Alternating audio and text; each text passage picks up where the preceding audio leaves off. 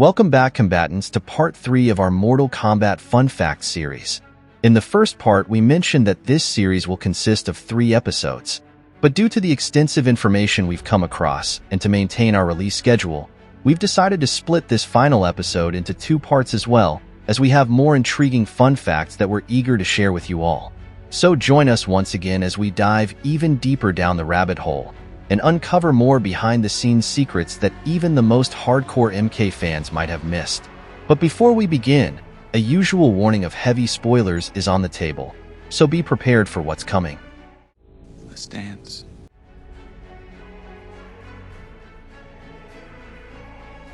Landing the role of Liu Kang required significant dedication and perseverance from Robin Shu. He had to undergo a rigorous audition process, reading for the part a total of 7 times in front of different groups of people. His persistence ultimately paid off, as he delivered a memorable and iconic performance as Liu Kang, becoming synonymous with the character for many fans. Several key cast members from the original film declined to return for the 1997 sequel Mortal Kombat Annihilation. Christopher Lambert, who portrayed Raiden in the first film, chose to star in Beowulf instead of reprising his role. He later revealed that he declined to return due to dissatisfaction with the sequel script. Lyndon Ashby also turned down the offer to reprise his role after discovering that his character Johnny Cage will be killed off within the first 10 minutes of the film. Bridget Wilson-Sampras was offered the opportunity to return as Sonya, but instead chose to appear in the movie I Know What You Did Last Summer, alongside Sarah Michelle Gellar and Jennifer Love Hewitt. The departures of these key actors significantly impacted the sequel, contributing to its critical and commercial failure.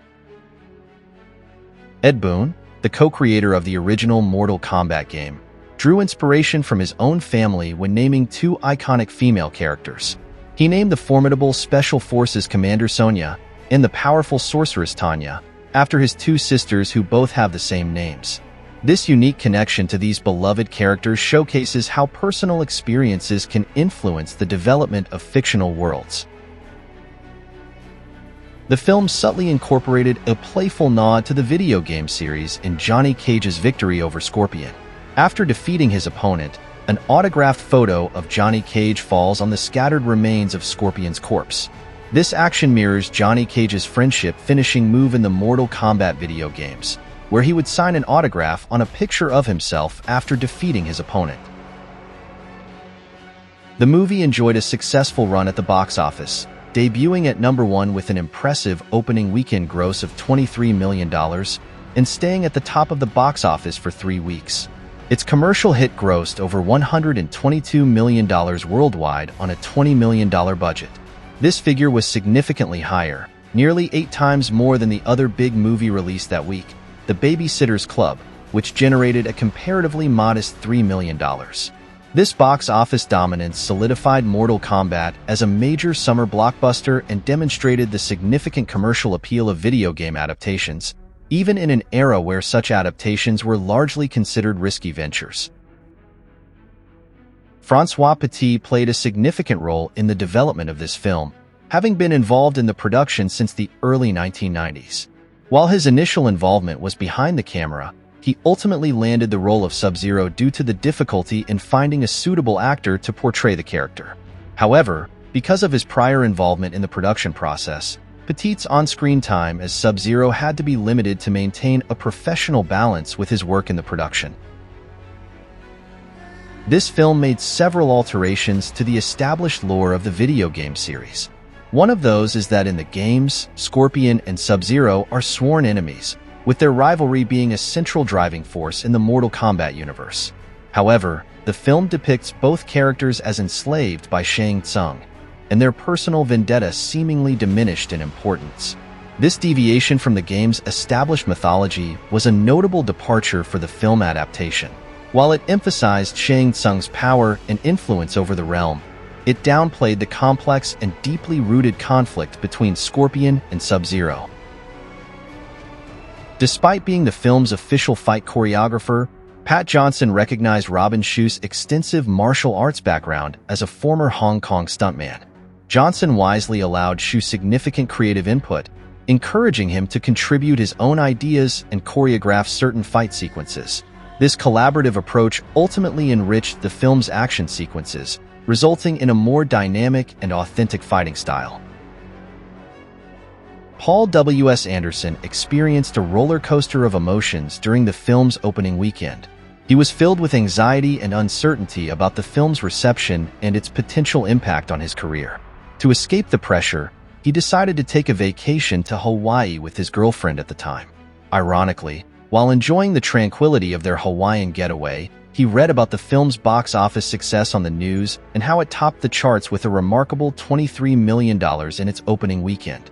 This unexpected success, while exciting, left Anderson feeling a pang of regret for being away from Los Angeles, where he believed he should have been celebrating this significant milestone in his career. Mortal Kombat achieved the second biggest August opening in history at that time, surpassed only by The Fugitive in 1993. Jordan Andrew Perry, better known as J.J. Perry, who's been a prominent figure in the action film industry, has made significant contributions to the Mortal Kombat franchise. In the 1995 film, he served as the stunt double for Johnny Cage. His involvement then expanded in the 1997 sequel Mortal Kombat Annihilation, where he not only performed stunts but also portrayed multiple characters, including Cyrax, Scorpion, Noob Saibot, and parts of Baraka's scene. He continued his association with the franchise in the Mortal Kombat Conquest TV series, playing Sub-Zero and doubling for Paolo Montalban's character Kung Lao. Beyond the Mortal Kombat series, J.J. Perry's expertise as a stunt performer and martial arts trainer has been invaluable to numerous Hollywood stars, as he trained several prominent action stars such as Gina Carano for her movie Haywire, Gerard Butler for 300, Milla Jovovich for Ultraviolet, Hugh Jackman for X-Men Origins Wolverine, and Kiefer Sutherland for the TV series 24. The character of Art Lean, portrayed by Kenneth Edwards, was created specifically for the movie and does not exist in the video game series. Art is shown to be a determined and honorable fighter, participating in the deadly Mortal Kombat tournament to prove his prowess. Despite his skill and dedication, Art Lean's journey is short-lived when he faces Goro, where he is defeated and killed by the four-armed warrior. The actor himself, Master Kenneth Edwards, is a highly experienced martial artist and has been studying and teaching Chinese martial arts for over 25 years.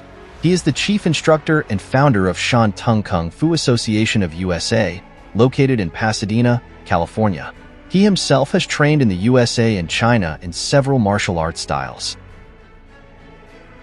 Keith Cook, a renowned martial artist, actor, and stunt performer, played Reptile in the 1995 film, and his involvement with the Mortal Kombat franchise extended to the 1997 sequel, Mortal Kombat Annihilation, where he took on the role of Sub-Zero. His portrayal of these characters was praised for its physicality and martial arts skill, and although Annihilation received hugely negative reviews, Cook's performance was noted for its incredible fight choreography. Robin Shou brought a unique blend of skills and experience to his role of Liu Kang. He was not only a skilled actor but also a highly accomplished martial artist with a background in Kung Fu. In fact, he had a personal connection to the character as he was friends with Ho Sung-pak, the actor who portrayed Liu Kang in the first two Mortal Kombat video games. It was even alleged that Shou met Pak in Hong Kong before production for the first Mortal Kombat game began, and he inquired about Pak's projects at the time. Pak said that he was working on a film with Jackie Chan and would soon be traveling to America for motion capture work for the Mortal Kombat game.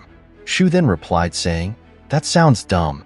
Ironically, Shou would soon enough go on to embody the character of Liu Kang himself, a role that would bring him significant recognition and success. The film subtly mirrors another gameplay element from the original video game, where the player has to achieve a double flawless victory to unlock Reptile's character.